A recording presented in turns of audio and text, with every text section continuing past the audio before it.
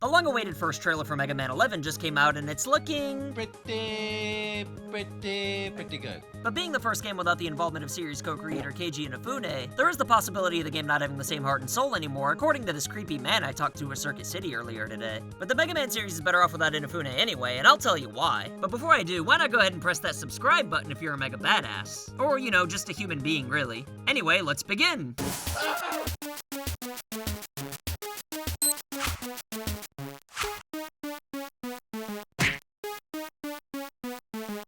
If you played Mighty Number 9, then you're probably well aware that Keiji Inafune is permanently drunk and needs to go home rather than continuing to make video games. Don't get me wrong though, I appreciate Inafune for being one of the pioneers to one of my favorite gaming genres, but Mighty Number 9 just made the void in my ass for a new run-and-gun platformer even greater. Cuphead filled that void perfectly, but I don't have an Xbox One or PC, so I've only been able to play that game for like 3 hours at my neighbor Terry's house. But as great as Cuphead is, Terry always prefers to play this one game where he blindfolds me and puts kielbasa in my mouth, which kinda ruins the experience for me, to be honest. Although I still would rather play Cuphead at Terry's than Mighty Number 9 in my own home. But after 7 years of waiting, I won't have to deal with Terry's shenanigans anymore since Mega Man 11's finally been revealed. Even though we'll still have to wait another year before we're actually able to play it.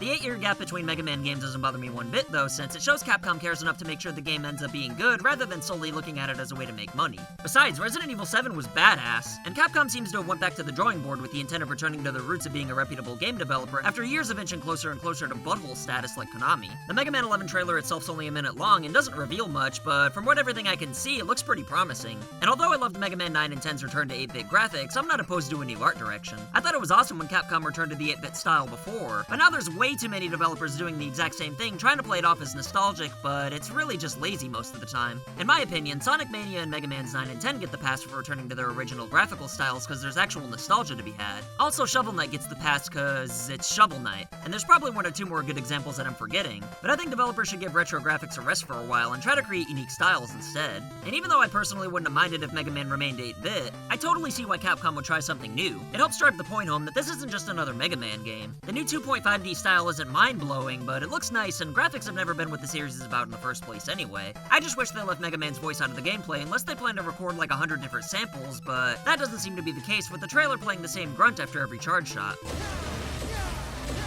It's really a nitpick more than anything else, though. After all, Zelda uses the same sound effects for swinging your sword, so I guess I'll shut up about that. If Mega Man 11's gonna have voiceovers, though, then I hope Capcom somehow finds the guy who did Dr. Light's voice in Mega Man 8 and drag his ass back into the recording booth. Recover all the energy immediately, Mega Man. I'm not even joking. I'd die happy if this happened, even if the game ends up sucking. And the thing everybody seems to be noticing is that when Mega Man's using a special weapon, his physical appearance changes instead of just his color. Personally, I'm not much of a traditionalist, and I don't really care about this either way. So if Capcom wants to give Mega Guy a fist to shove up Dr. Wily's booty hole, then that's fine by me. I'm curious to find a little more out about that supercharged shot at the end of the trailer, but I can't really comment on it now since Capdog only gave us a whiff of the Cyan Bomber's new ability. As far as what I'm hoping to see out of Mega Man 11 though, I think it'd be great if the difficulty were an ass hair higher.